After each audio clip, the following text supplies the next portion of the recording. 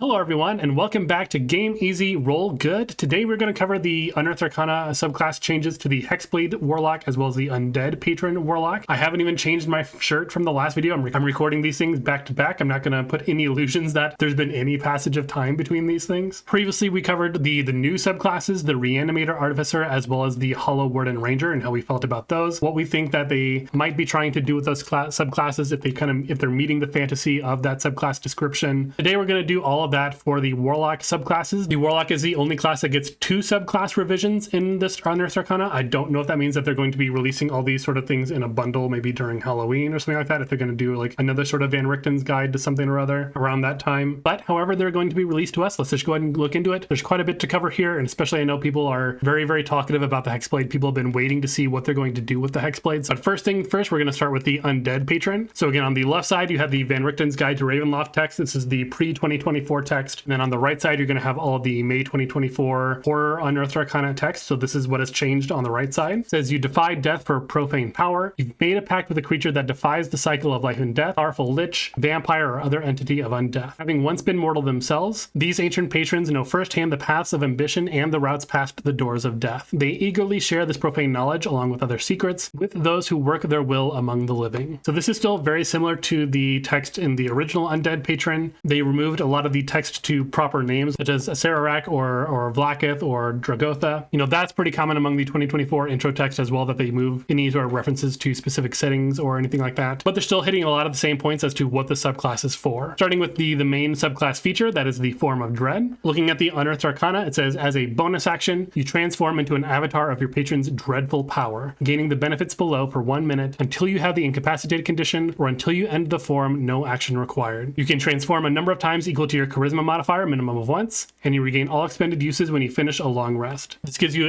another feature called Facsimile of Life. You gain temporary hit points equal to 1d10 plus your Warlock level. And then you also have a feature called Frightful Avatar. You have immunity to the frightened condition. Additionally, once per turn when you hit a creature with an attack roll, you can force it to make a wisdom saving throw against your spell save DC. On a failed save, the target has the frightened condition until the end of your next turn. So this is still very much largely the same as it currently is. There's only a few small changes. One, it now ends if you are incapacitated, which there's a number of effects like unconscious or I think even paralyzed.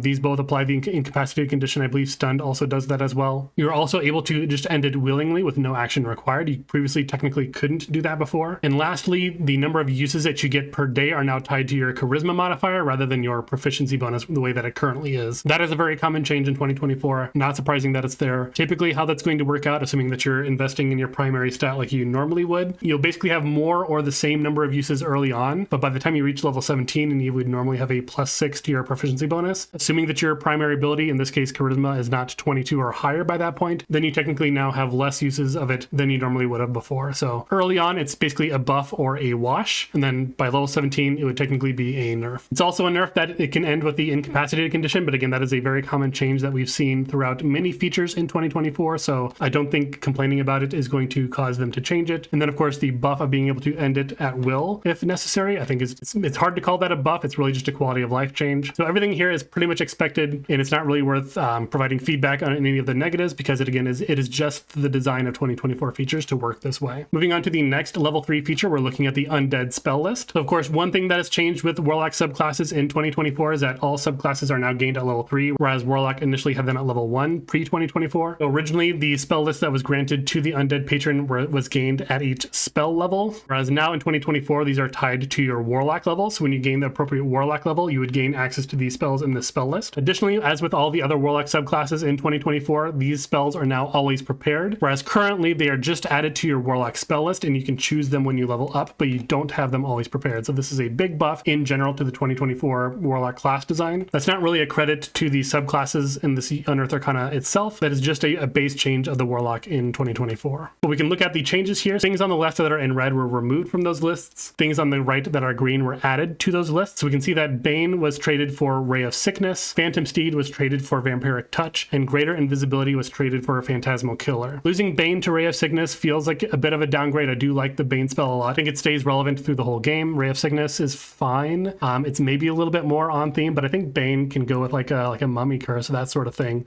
So I don't really like that change personally. Losing Phantom Steed again for Vampiric Touch. Again, Vampiric Touch very much on brand, but so is Phantom Steed, to be honest. Phantom Steed is also a ritual, so you are losing a ritually castable spell, and maybe that's why they got rid of it. Maybe they thought it was too strong to always have access to a mount that way. And also with Vampiric Touch, it's already on the Warlock spell list, so they can prepare it if they want to when they level up, whereas Phantom Steed is not normally on the Warlock spell list. So if these changes go in as is, the Undead Warlock just no longer has access to that spell. Finally, losing access to Greater Invisibility also hurts because, again, that is not normally on the Warlock spell list. None of these spells on the left side are. You know, technically, both Greater Invisibility and Phantasmal Killer both kind of create a Phantasmal Killer in their own way. It's just that when it comes to Greater Invisibility, that the Warlock themselves is the Phantasmal Killer, and not this sort of illusory force that is a Phantasmal Killer. I guess technically Phantasmal Killer does have upcasting, which works better with packed slots, but Greater Invisibility is just, I think, so good in general that I would personally just like to see that spell stay. So those are the two level 3 features for the Undead Patron. Let's move on to the level 6 subclass feature. We have Grave Touched. In the Unearthed Arcana, it says your patron's powers have a profound effect on your body and magic, granting you the following benefits. First things first, you have Arcane Necrosis. It says whenever you cast a spell or hit a creature with an attack roll and deal necrotic damage, the damage dealt ignores resistance to necrotic damage. Additionally, once per turn, when you cast a spell that deals damage while you're using your form of dread, you can change that spell's damage type to necrotic. The second feature is called Undead Endurance. You don't gain exhaustion levels from dehydration, malnutrition, or suffocation. In addition, you don't need sleep, and magic can't put you to sleep. So Arcane Necrosis is slightly changed from the current function of the Grave Touched feature. Currently, it is whenever you deal necrotic damage to a target, you can roll 1 additional damage die when determining the necrotic damage the target takes. So instead of doing that, we can now instead ignore resistance when that comes up. And additionally, while we are in our form of dread, we can change a damage type of a spell that we cast to necrotic damage, but previously this was not limited to our form of dread. This was just something that the Warlock could do all the time. And a note that it does say once per turn when you cast a spell that deals damage. One thing that's kind of a little unclear, and I'm pretty sure that it's supposed to work only on the turn that you cast it, so I kind of wish it would say like maybe once per turn on your turn when you cast a spell that deals damage, or once on your turn when you cast a spell that deals damage. Like if you cast an ongoing effect like a Hunger of Hadar, technically you are casting a spell that deals damage while using your form of dread, presumably. So are you able to change all of the damage that spell deals to necrotic? Like,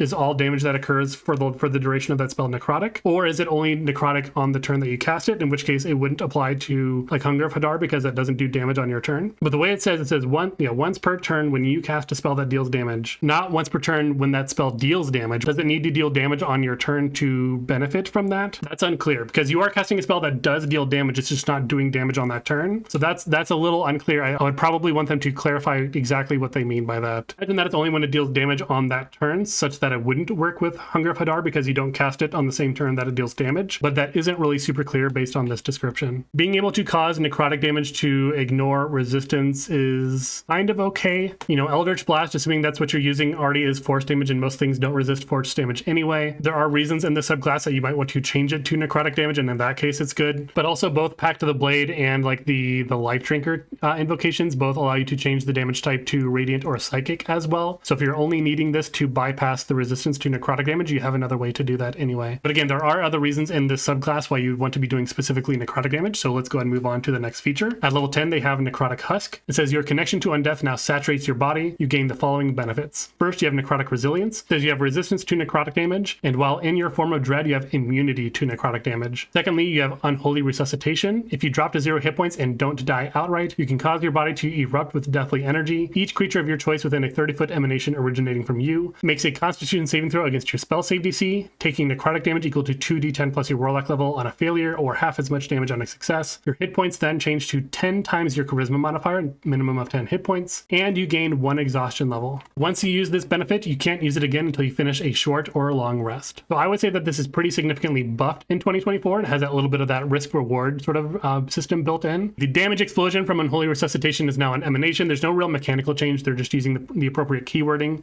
It is now a saving throw, a Constitution saving throw against your spell save DC to take damage or save for half, whereas previously creatures just took damage if they were in that range. That's a slight nerf there. However, instead of just being left at 1 hit point, we instead have our hit points changed to 10 times our Charisma modifier. So presumably it would be 4 or 5 by now. So that would be, 40 to 50 hit points. That's enough to take maybe a couple hits more of damage, but we do gain 1 exhaustion level. So remember that in 2024, exhaustion is a sort of cumulative penalty to your rolls, specifically only your D20 tests. It also reduces your speed by 5 feet per exhaustion level. So your speed will go down by 5 feet, and then you'll have a -2 to all of your attack roll, saving throws, and ability checks. And that'll keep stacking until you get to level 6 and ultimately die outright. So the built-in sort of risk-reward playstyle of the subclass means that you can use this a lot, but you might also want to then make sure that you have a lot of spells, including a cantrip that use a saving throw because the exhaustion does not affect your spell save DC. They did suggest that originally in the 2024 rule set Unearthed Arcana in the playtest version of it, but that didn't make it to the live version. So if you are casting spells with saving throws, they are still at full power. It is just your personal saving throws, your attack rolls, and your ability checks that are penalized by the exhaustion. So even though I hate 2024 exhaustion, this doesn't change my opinion on the 2024 exhaustion. I do like this sort of risk reward playstyle. I do like the way that it's built into this feature. Moving on to the Undead Capstone, we have what is currently called Spirit Projection, but in the UA is called Superior Dread. It says your form of dread improves, granting you the following benefits while you are using it. First, you gain a fly speed equal to your speed and can hover. You have Profane Casting. Whenever you cast a Warlock spell from the Conjuration or Necromancy school, you can cast it without any verbal or somatic or material components, except material components that are consumed by the spell or that have a cost specified in the spell. Lastly, you have Vitality Siphon. Once per turn, when you deal necrotic damage to a creature, you regain hit points equal to your charisma modifier, minimum of 1. So the main difference here is that this is now tied to your form of dread instead of being a separate feature on its own. One benefit of that is that it's now technically a bonus action, whereas currently it's an action to activate this feature. You can activate your form of dread as a bonus action and do something else on the same turn. As a consequence, that also means that it only lasts 1 minute, whereas currently it lasts 1 hour, but that 1 hour also requires concentration. So it lasts much shorter, but you can use your concentration on something else. You no longer get resistance to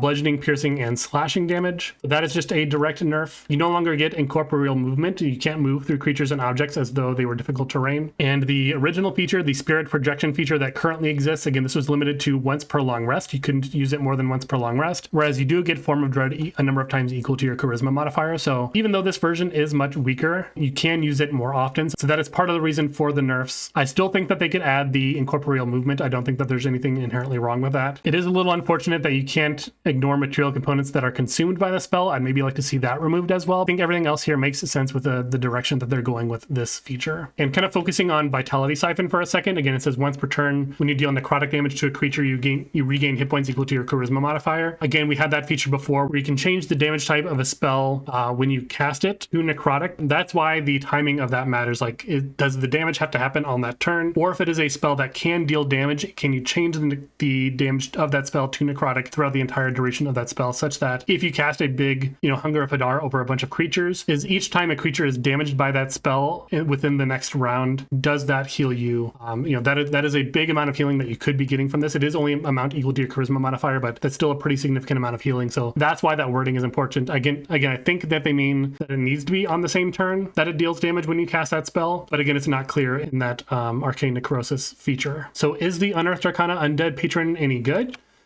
I think so. Undead was already not a bad subclasses. They're really just kind of modernizing it, making things a little bit more usable more frequently while kind of dialing down the power of those features. Overall, I think the nerfs are mostly minor and the buffs are a lot more significant. I would like to see Phantom Steed and Greater Invisibility kept on the spell list. And again, for Arcane Necrosis, I want the rules around that to be a little bit more clear as to what they mean. Maybe they mean for it to work for the full duration of a spell. Otherwise, a spellcaster Warlock is not going to be able to really get it off turn without using a spell like Hellish Rebuke to cast a spell and deal damage with it, not on their turn as a reaction. So with the undead aside, let's go ahead and move on to what everyone probably wants to hear about, which is the Hexblade. So starting with the intro text in the Unearthed Arcana, it says, "You've made a pact with a sentient magic weapon and the cursed forces contained within its blade. Such a weapon could be the sword sheathed at a warlock's side, or it could be an infamous magic weapon stored elsewhere, projecting its power across the multiverse to further its cunning plans. To those who are willing to follow this weapon's whims, these inscrutable patrons offer the power to bestow malignant curses, deliver punishing blows, and bolster the wielder." So again, very similar to a lot of the 2024 intro text. They removed a lot of the references to proper nouns. They don't mention the Raven Queen, they don't mention the Shadowfell, they don't mention Black Razor. So the Warlock and the DM are both allowed to kind of come up with a story as to what sentient weapon it is that they've made a pact with and maybe who that sentience represents. The subclass is called Hexblade, I guess, but I do find it a little, limiting that it would need to be like a sword or any kind of bladed weapon. I'm much more of a blunt weapon person myself. Or even the one time that I did play Hexblade, I was a bow user. So I'd like to see maybe a little bit more leeway put into it. That way they don't really need to change the name of the class, although maybe they want to, the same way that they changed the Totem Barbarian. And also notably, this one was missing the tagline that is in italics that's normally above the subclasses, so they will need to, of course, add that before it goes live as well. So let's go ahead and get started with the actual subclass features. We're going to start with the Hexblade spells. So again, much like the Undead Patron, the spells come online at the Warlock level now as opposed to the spell level, and these are now considered always prepared. Again, the things on left and the red are things that are removed from the spell list, and the things in green on the right are things that are replacing those removed spells. So to start with at level 3, they get access to Arcane Vigor, Hex, Magic Weapon, Shield, and Wrathful Smite. I do like the spell Arcane Vigor in general, however, I don't know that I like it specifically on a Warlock because of the way that Pact Magic works, because you are always casting the spell at the highest level of that Pact slot. So let's say that you're casting a 5th level Arcane Vigor. We're going to bring up the spell description here. It says you roll 1 or 2 of your unexpended hit dice. You regain a number of hit points equal to the roll's total plus your spellcasting ability modifier. Those dice are then expended. It does say that the number of unexpended hit dice you can roll increases by 1 for each spell slot level above 2. So if you cast a 5th level Arcane Vigor, that means you can spend up to 1 to 5 hit point dice. However, you might not always want to do that because you maybe want to save some of that healing for later, but you have to cast this at a 5th level spell. You do not have an option to downrank it. So while I do like Arcane Vigor, I don't like it for the Warlock for that reason, because once you get those higher level spell slots, pretty much the only time you're going to want to cast it is when you're going to want to expend 5 of your hit point dice to get that healing. Again, it's not bad that it's on this spell list, but it's not something I'm going to really, I just don't feel like it's something I'm going to want to use often. And there are other ways that the Hexblade gets to heal anyway that I don't think this is really that necessary. Magic Weapon at this level is fine. Magic Weapon is only good early game because you can only cast it on a non-magic weapon. Once you have a magic weapon, this spell is basically irrelevant. You can technically cast it on someone else's weapon and it doesn't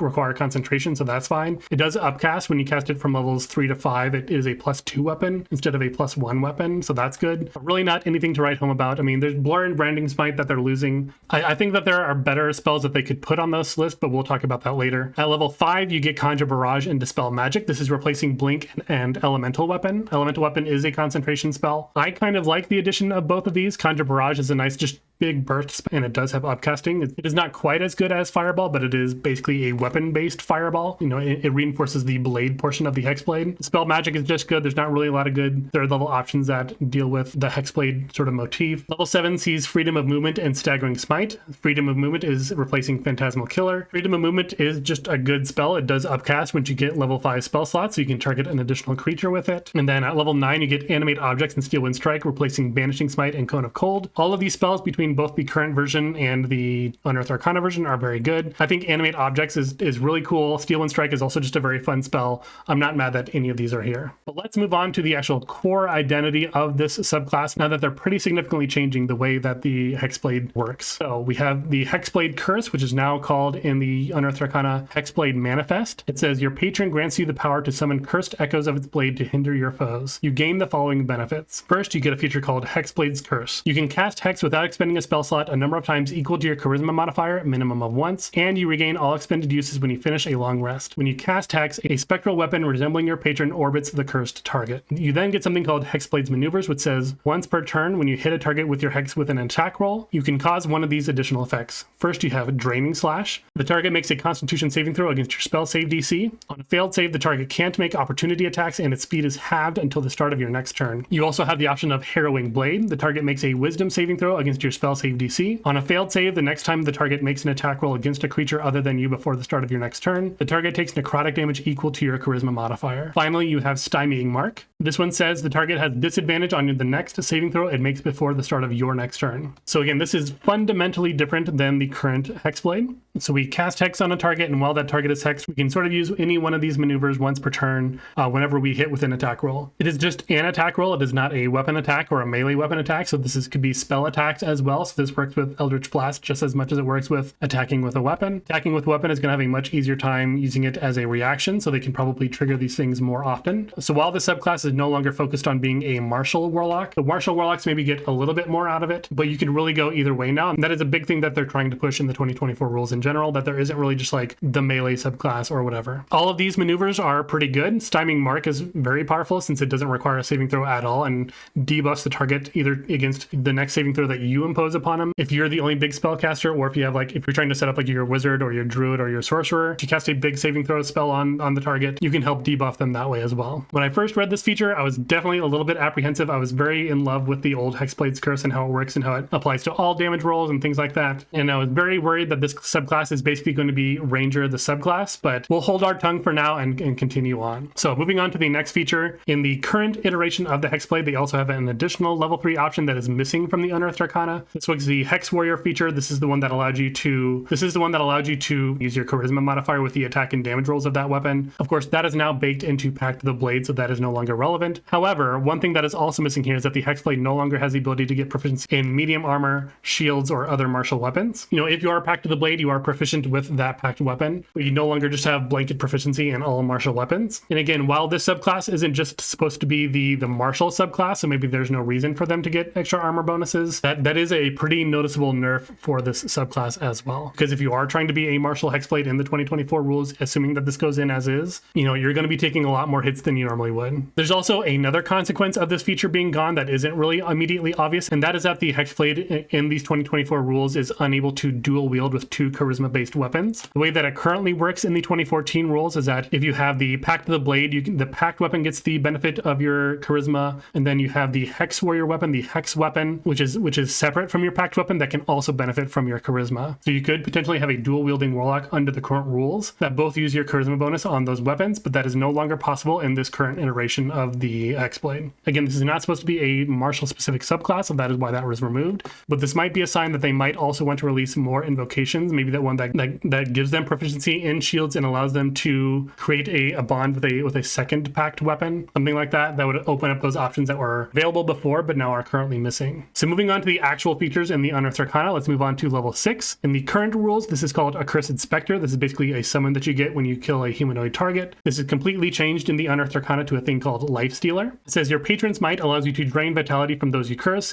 granting you the following benefits. First, you have Hungering Hex. Whenever the target cursed by your hex drops to 0 hit points, you regain hit points equal to 1d8 plus your charisma modifier. Second, you have Inevitable Blade. Once per turn, if you make an attack roll against a target cursed by your hex and miss, you can deal necrotic damage to that creature equal to your charisma modifier, minimum of 1. So I do like that the summon is gone. I thought that was always the weirdest sort of feature of the Hexblade. I know it's supposed to be like you're sort of ripping the soul out of that creature and sort of keeping it around for a while, but I always just thought it was sort of a weird feature that kind of stood out from everything else in the subclass. The Hungering Hex was basically a feature of the old Hexblade's Curse. When you killed a creature under the effects of Hexblade Curse, heal a little bit when that happened. Now this is applied to Hex, so it can happen more than once per casting of that spell, because when you kill a creature affected by Hex, you can then use your bonus action to move it over to another creature, just like Hunter's Mark. So this does present more healing from this feature, which is pretty cool. The Inevitable Blade basically acts as sort of a graze mastery, but again, it applies to any attack roll that you make against a hexed target, not just a weapon attack. Again, this is just once per turn, not once on your turn, so if you do get a reaction attack and you miss,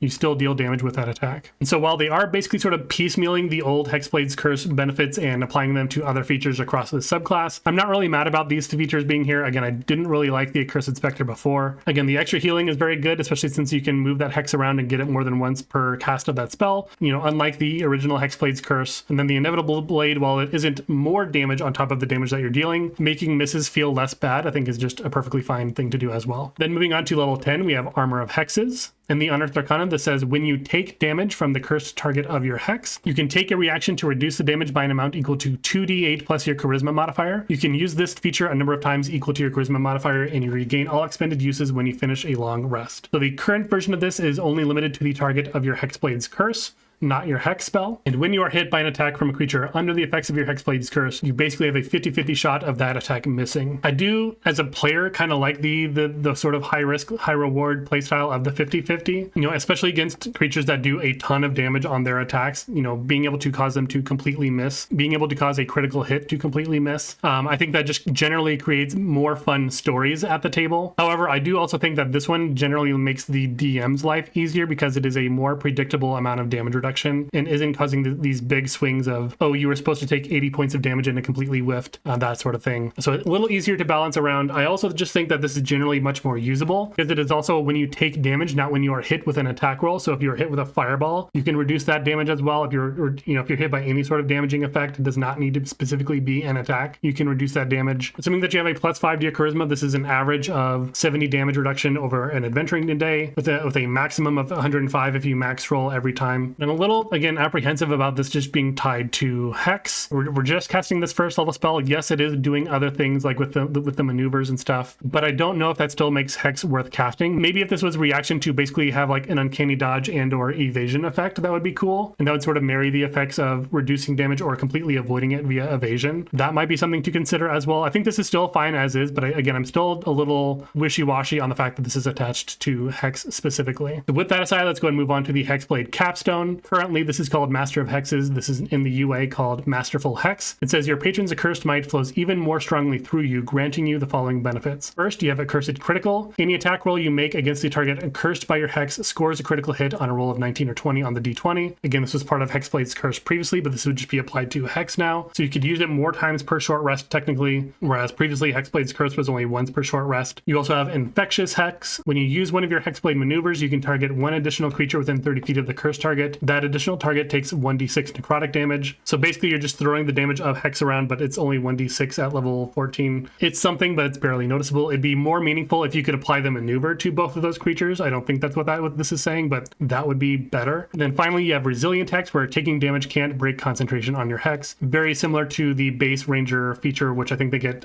a few levels earlier than this, or maybe like one level earlier than this. I can't remember when they get it, like 11 to 13, somewhere in there. So you can cast Hex and maintain concentration on it for as long as you're not like incapacitated or dead or it gets dispelled or whatever. Resilient Hex does potentially have a benefit of possibly freeing up an invocation, because you might have the Eldritch Mind invocation that gives you advantage on saving throws to maintain concentration. You might still want that for your other Warlock spells that also require concentration, but you at least wouldn't need it specifically for Hex. But I guess the question that we all need to ask ourselves now is the Unearthed Arcana Hexblade actually any good? You know, I think I went through a roller coaster of emotions like many of us maybe are still feeling or currently going through. As I had the time to kind of think about it over the last few days, here's kind of what I came down with is, for one, here's what I like. I like that this isn't just the martial subclass anymore. I wasn't even initially opposed to it being built around Hex. It would just need to be built around Hex in a way that I think makes sense for the class. And even in a vacuum, if I'm just not considering the rest of the Warlock class as a whole, I think that a way that it builds around Hex is good in that vacuum. But I do have some sticking points that don't really just sit well with me. And one, I feel like the blade part of the Hexblade is pretty underrepresented in this subclass. It only really mentions a spectral weapon that appears when you cast Hex, but otherwise it's kind of very irrelevant. It's a very weak connection to the theme of this subclass. That spectral weapon doesn't actually do anything. It is just flavor. You do have the spells like your Steel Wind Strike, your Smites, things like that. Conjure Barrage, I guess, fits in there as well. But again, it just feels like the blade part of the Hexblade is very, very weakly incorporated into the class. And as for how the Hex spell is built into this subclass and how that applies to the Warlock subclass as a whole, typically the quote-unquote correct way to play a Warlock is to cast a big concentration spell and then fill in with Eldritch Blasts or martial attacks if you're a Pact of the Blade Warlock. Sometimes that concentration spell is Hex, but sometimes you have a myriad of other concentration spells that the Warlock has access to. But this subclass feels like it only really wants you to be casting Hex and then filling in with your Eldritch Blasts or other attacks, or maybe some big blasty one-off spells like your Conjure Barrages. However, the problem is here is that if you are not casting Hex, you don't have a subclass. This isn't even like the Ranger, because the Ranger has a bunch of other features in their class. They might not be offensively built, but they do have other features. They have spell casting, which they can do a bunch of other things with. This is not the same thing as a Ranger. If you are a Hexblade, according to this Unearthed Arcana, and you are not casting Hex, you are indistinguishable from any other Warlock. But not only that, but Hex only applies damage on hit from an attack roll, which would be cool if the Warlock had access to like blasting attack spells like Scorching Ray. I mean, they have Eldritch Blast, of course, that certainly affects that. But if the idea here is that we're casting Hex and then using instantaneous blaster spells to fill in with our big spell slots, that doesn't synergize with anything else in this class, and we don't have access to those spells anyway. They do get Conjure Barrage as part of the subclass. Synaptic Static at level 5 is pretty good too, but again, those don't synergize with the Hexblade's Curse maneuvers or anything along those lines. Right now, this is really just a Hexer Warlock, I guess, and it's really literal as to what they mean by that, as you should just be casting Hex and nothing else. So my suggestions here, and I think that they kind of do need to go back to the drawing board on this one, I'm hoping that they're not really married to any of the features here, is that they need to make the blade part of the Hexblade much more represented within the subclass, and I think that they should expand find the things that benefit from one or more of the subclass features. So here's just something that I kind of came up with as to maybe sort of like a first revision as to suggestions that I would make to make the Hexblade maybe feel a little less pigeonholed into Hex. So the first things would be to adjust the Warlock Hexblade spell list. You can see here that I gave it Spiritual Weapon and Cloud of Daggers in place of Arcane Vigor and Magical Weapon. Both of these are great spells. I'm not saying that they should have both of these spells. I would say even one or both of these spells also makes a lot of sense. You know, both of these reinforce the blade part of Hexblade, Spiritual Weapon especially, Cloud of Daggers kind of.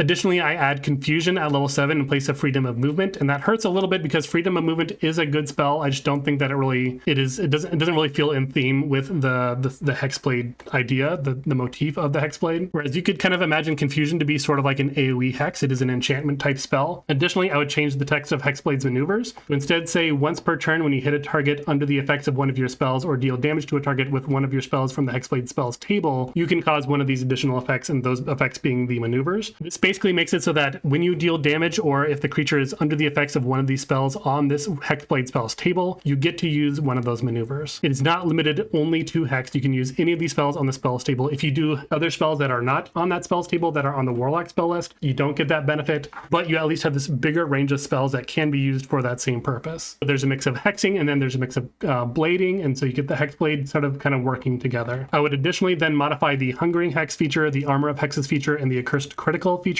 to apply to creatures under the effects of one of those spells from the Hexblade spells table. This basically limits it to Hex and Confusion because those are the only ones with a duration that have a lasting effect on the creature. You might argue Wrathful Smite, the Frighten effect on them as well. The Infectious Hex feature would automatically inherit the changes to the Hexblade maneuvers. So again, Infectious Hex would also work with any of these spells on the Hexblade spell list under these sort of suggestions. And then Inevitable Blade and Resilient Hex would be the features that still only benefit the Hex spells. So there are some features that can use all of your Hexblade spells. There are some features that can only use a smaller subset of your Hexblade spells, and then there's a couple features that still only benefit while using Hex. I'm not saying that this is necessarily balanced or anything like that. I just think that this is better for the Warlock's kit because they have very limited spell slots compared to a Ranger, even though they are bigger spell slots and they come back on a short rest. They have a different spell kit. They have access to different kinds of spells than a Ranger does. Again, they don't have a lot of good blasting, single target, instantaneous damage spells like the Ranger does, but just don't really feel like the Hexblade that they presented in the Unearthed Arcana really vibes with the Warlock class as a whole. Whereas I feel like doing something like this works a little bit better. I was also considering maybe if they just did Hex and Bane and gave them access to the Bane spell as well. So you have like a single target Hex and then a multi-target Hex through Bane. And then all the features that apply to Hex also apply to Bane also work. I just feel like drilling into Hex and Hex only is just way, way too narrow. Again, I like that this isn't just the martial subclass. I do like the way that these features kind of work in a vacuum. I just think that they need to be broadened a little bit more. And if they did that, then I think that this one would be fine, but I think they would need to hopefully maybe give this one another pass. But that's just my opinion. You can let me know what you think down in the comments down below, either about the Hexblade Warlock or the Undead Patron as well. I imagine there's gonna be a lot of conversation around the Hexblade. Definitely let me know what you think. I'm always interested to hear your opinions. Do you think that this presentation that I came up with is any better in your opinion, or is it maybe a little overpowered? Again, I'm not saying it's not overpowered. I'm just presenting a different idea. I think that there's a way to scope this subclass in a way that makes more sense, that isn't so